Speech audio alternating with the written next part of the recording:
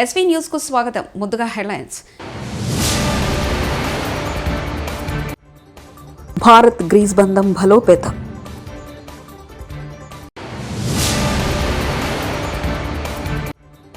ఐశ్వర్యరాయ్పై వివాదాస్పద వ్యాఖ్యలు, రాహుల్ గాంధీకి బీజేపీ కౌంటర్.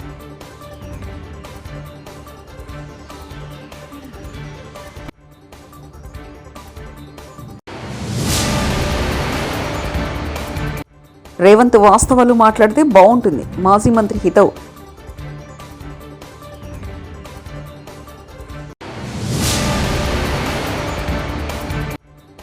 నన్నే అరెస్ట్ చేపిస్తావా, జగన్ నీ అంతు చూస్తా, షర్మిల మాస్ వార్నింగ్.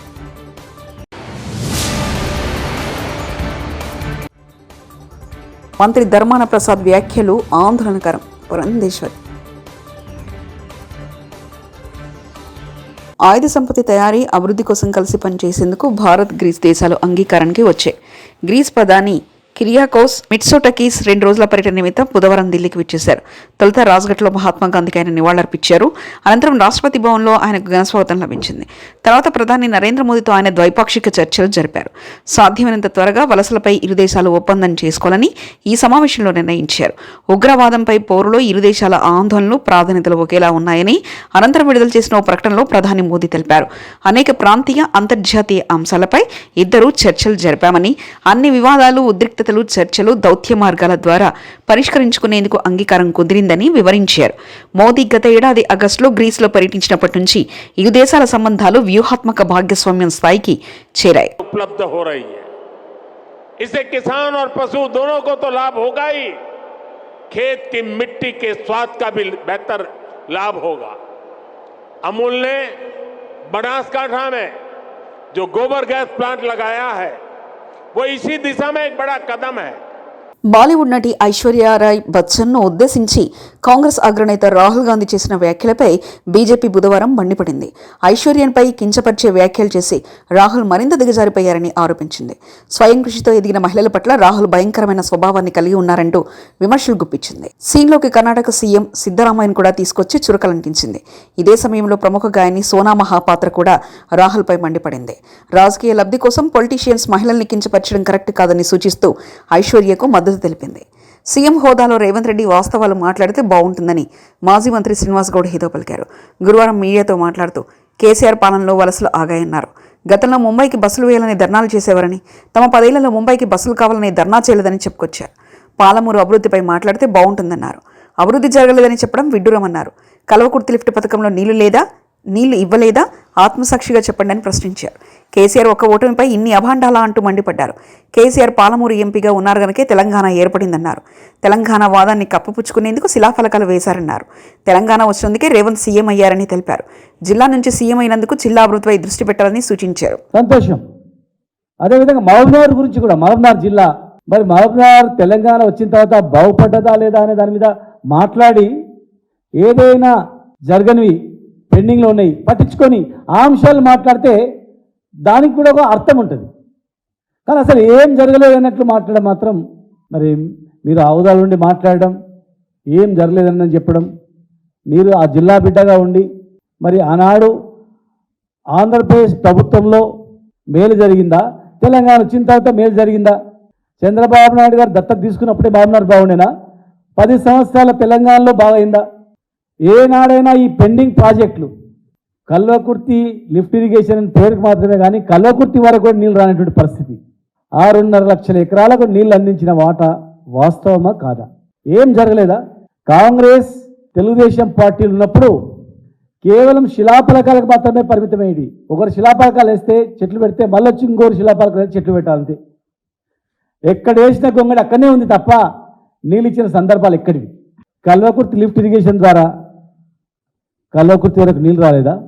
దాదాపు 7-8 నియోజకవర్గాల్లో పంటలు పండినాయా లేదా? ఒక్కసారి ఆత్మసాక్షిగా చెప్పండి.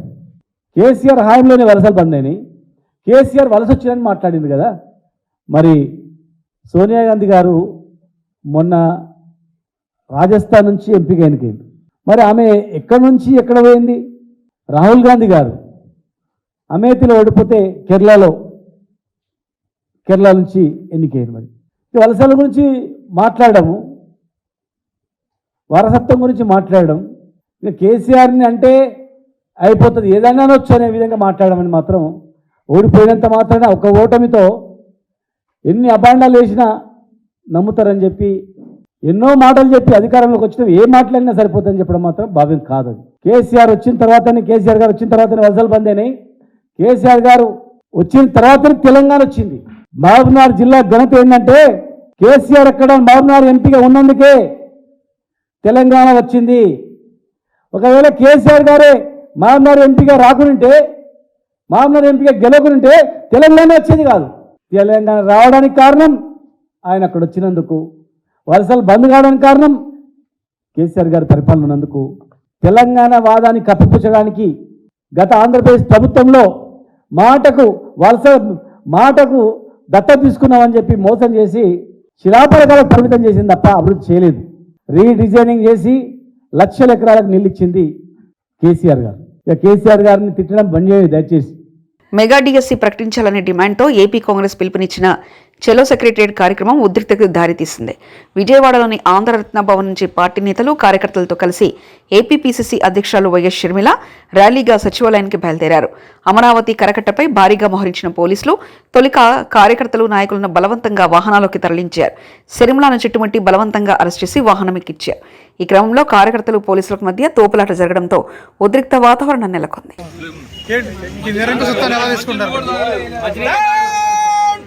జగన్మోహన్ రెడ్డి డౌన్ జగన్మోహన్ రెడ్డి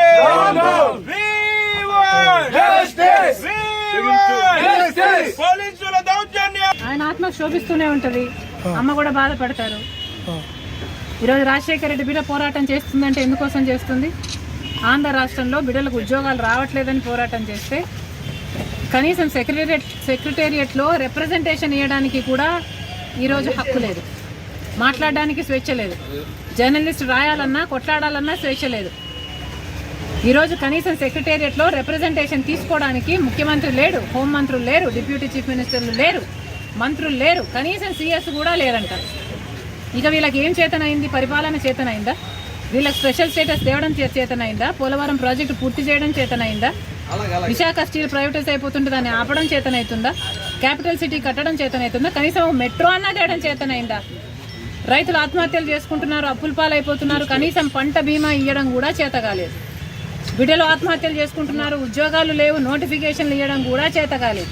మరి ఇదేనా రాజశేఖర రెడ్డి గారి వారసత్వం అంటే? ఆలోచన చేయాలి. ప్రజల కోసం కొట్లాడుతున్నాం మేము ఈరోజు కనీసం కనికరం లేకుండా, మహిళలను చూడకుండా రాత్రి నన్ను పార్టీ ఆఫీస్లోనే ఉండేటట్టు చేశారు. ఆంధ్ర రాష్ట్ర ప్రజలకు, ఆంధ్ర రాష్ట్ర యువతకు చేస్తున్నది వీళ్ళు పాపమే.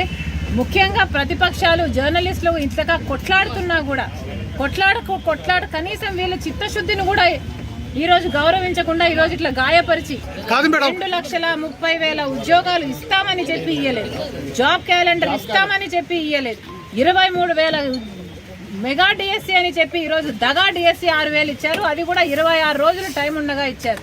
పిల్లలు ఎలా ప్రిపేర్ అవ్వాలి? అసలు ఈ ప్రభుత్వానికి మనసే లేదు. ఉండను బండను పోలీసులు ఇంకెవరు చేస్తారమ్మా?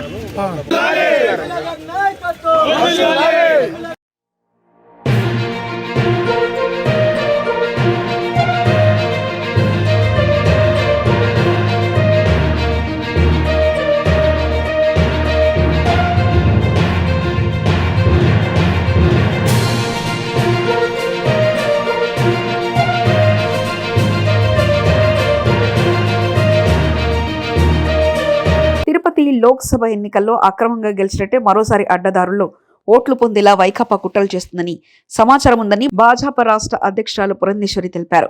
వైకాపా సానుభూతి పరులు 2 చోట్ల ఓట్లు వేసేలా వైకాపా ప్రణాళికలు రచిస్తుందని ఆరోపించారు. వాలంటీర్లను పోలింగ్ ఏజెంట్లుగా వాడుకుంటామన్న ధర్మాన ప్రసాద్ వ్యాఖ్యలను పురంధేశ్వరి తప్పుపట్టారు. వేయవలసినటువంటి ఓటుని ఇంకెవరో వినియోగించుకుంటున్నారంటే ఖచ్చితంగా అక్కడ దొంగ ఓటు పడినట్టే లెక్క. ఎక్కడైతే ఒక 2-3 వేల ఓట్లతోటి వైఎస్ఆర్సీపీ ఓడిపోయిందో అక్కడ ఈ రకమైనటువంటి కార్యక్రమం చేపట్టే అవకాశం ఉన్నది. కనుక ఖచ్చితంగా ఐపీఎస్ పోలీస్ వ్యవస్థ చాలా అప్రమత్తంగా ఉంటూ ఈ రకంగా దొంగ ఓట్లు అంటే పొద్దునైతే ఏ బూతులో అయితే వాళ్ళకి ఓటు ఉందో అక్కడ ఓటు వేసేసి సెకండ్ హాఫ్ ఏదైతే వీళ్ళు ఎక్కడికి వెళ్ళాలి అని చెప్పి పార్టీ నిర్ధారిస్తుందో అక్కడికి వెళ్ళి ఓటు వేయాలి అని. కనుక పోలీస్ వ్యవస్థ మీద ఇవాళ పెద్ద బాధ్యత ఉంది. ఈ రకంగా వచ్చేటువంటి వారిని నిరోధించేటువంటి బాధ్యత ఇవాళ మీ మీద ఉంది. అది మాత్రమే కాకుండా ఫామ్ 8ని వినియోగించుకుని ఈ మధ్యకాలంలో మనం చూసాం వైఎస్ఆర్సీపీ అభ్యర్థుల్ని ఒక కాన్స్టిట్యువెన్సీ నుండి ఇంకో కాన్స్టిట్యువెన్సీకి షిఫ్ట్ చేస్తున్నారు. ఆ సందర్భంలో ఫామ్ 8 వినియోగించుకుని ఎవరైతే ఆ అభ్యర్థులుగా వెళుతున్నారో వారి అనుయాయులు వారి ఓటును కూడా మార్చుకునేటువంటి పరిస్థితి ఇవాళ మనం చూస్తున్నాం. ఆ ప్రయత్నం జరుగుతుంది అనేటువంటి ఒక వార్త వస్తున్నటువంటి సందర్భంలో ఖచ్చితంగా ఈ ఐఏఎస్లు కావచ్చు, ఐపీఎస్లు కావచ్చు, ఎవరైతే ఇప్పుడు ఎలక్షన్ అధికారులుగా ఉన్నారో అది వారు ప్లస్ పోలీసు అప్రమత్తంగా ఉంటూ దీన్ని నిరోధించాలి. ఇవాళ మనం ధర్మాన ప్రసాద్ గారి స్టేట్మెంట్ చూసాం. వాలంటీర్స్ని మేము ఎన్నికల ఏజెంట్లుగా పోలింగ్ ఏజెంట్స్గా వాడుకుంటాము అనేది ఇవాళ నేను మీడియాలో చూసినటువంటి వార్త. మనం ఒక్కసారి గుర్తు తెచ్చుకున్నట్లయితే ఎలక్షన్ కమిషన్ ఖచ్చితంగా వాలంటీర్స్ని పోలింగ్ ఏజెంట్స్గా వాడకూడదు అనేది వారిచ్చినటువంటి డైరెక్షన్. అయినా కూడా ఇవాళ ఈ రకంగా మేము వాడుకుంటాము అనేటువంటి ఒక అభిప్రాయాన్ని వ్యక్తపరిచారంటే ఖచ్చితంగా ఇది ఆందోళన కలిగించేటువంటి పరిస్థితి. కనుక ఇటువంటి విషయాల మీద దృష్టి పెడుతూ భారతీయ జనతా పార్టీ రాష్ట్ర ప్రజలకి తెలియజేయాలి అని చెప్పి భావించినటువంటి విషయం మెగా డిఎస్సి కోసం చలో సెక్రటరియట్ కార్యక్రమాన్ని పిలుపునిస్తే మమ్మల్ని నియంత్రిస్తున్నారంటే ఈ 5 ఏళ్ల పాలనలో మీరు తప్పులు చేశారని అంగీకరిస్తున్నారని వైఎస్ షర్మిల ప్రశ్నించారు. ప్రతిపక్షాలు ఆందోళన చేస్తే ప్రభుత్వం ఎందుకు భయపడుతుందని అడిగారు.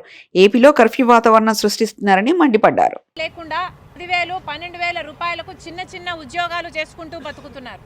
చాలా మంది బిడ్డలు డిగ్రీలు, పీజీలు చదివి మేము ఈ చిన్న చిన్న ఉద్యోగాలు చేసుకోలేము, తల్లిదండ్రుల మీద ఆధారపడి బతకడం ఇష్టం లేక ఎంతోమంది బిడ్డలు ఆత్మహత్యలు కూడా చేసుకున్న పరిస్థితి మన ఆంధ్రప్రదేశ్లోనే, ఆంధ్ర రాష్ట్రంలోనే గత 5 సంవత్సరాలుగా ఒక సర్వే ప్రకారము 21,000 మంది బిడ్డలు ఉపాధి లేక, చేసుకోవడానికి పని లేక, సంపాదించుకునే మార్గం లేక ఆత్మహత్యలు చేసుకోవడం జరిగింది. ఇది నిజంగానే ఆత్మహత్యలా లేకపోతే ప్రభుత్వం చేస్తున్న హత్యల? ఇది ఇలాగే కొనసాగితే ఆంధ్ర రాష్ట్రంలో బిడ్డలు మొత్తము ఉపాధి లేక, ఇక్కడ ఉపాధి దొరకక వలసపోయి మన రాష్ట్రం అసలు యువతే లేని రాష్ట్రంగా తయారవ్వదా?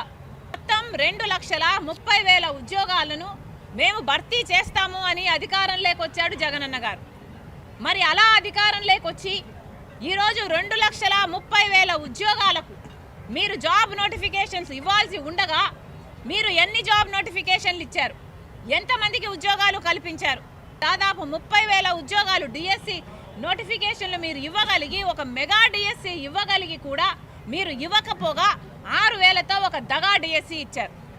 మరి మీరు దగా ముఖ్యమంత్రి కారా? ఇందుకు నిరసనగా కాంగ్రెస్ పార్టీ ఆందోళన చేయాలనుకుంది, నిరసన తెలపాలనుకుంది. ఇది పాపమా? ఇది ప్రజాస్వామ్యం కాదా? మాకు నిరసన తెలియజేసే హక్కు లేదా? ఈరోజు యువతకు అండగా నిలబడాలి అని మేము చలో సెక్రటేరియట్ అన్న కార్యక్రమం నిర్వహించాలనుకుంటే దానికి ఇన్ని ఆంక్షలు విధించడం ప్రభుత్వము అంటే విధిస్తుంది అంటే మరి ఇది ప్రజాస్వామ్యం అవునా కాదా? ఇక్కడ భారతదేశ రాజ్యాంగం అమలు అవుతుందా లేదా? లేకపోతే జగన్మోహన్ రెడ్డి గారు ఏదైనా ప్రత్యేకంగా ఒక రాజ్యాంగం రాశారా? జర్నలిస్టులు వాళ్ళకు వ్యతిరేకంగా రాయకూడదు, జర్నలిస్టులు వాళ్ళకు వ్యతిరేకంగా భారత్ గ్రీస్ బంధం బలోపేతం.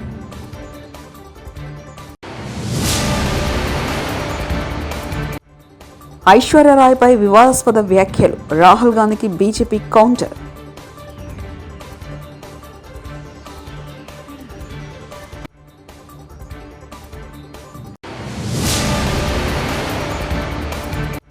రేవంత్ వాస్తవాలు మాట్లాడితే బాగుంటుంది, మాజీ మంత్రి హితవు.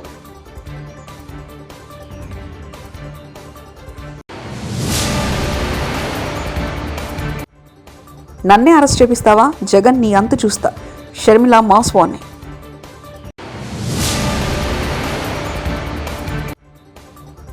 మంత్రి ధర్మాన ప్రసాద్ వ్యాఖ్యలు ఆందోళనకరం. పురంధేశ్వరి. ఇవి బులెటిన్ విశేషాలు. చూస్తూనే ఉండండి ఎస్వీ న్యూస్.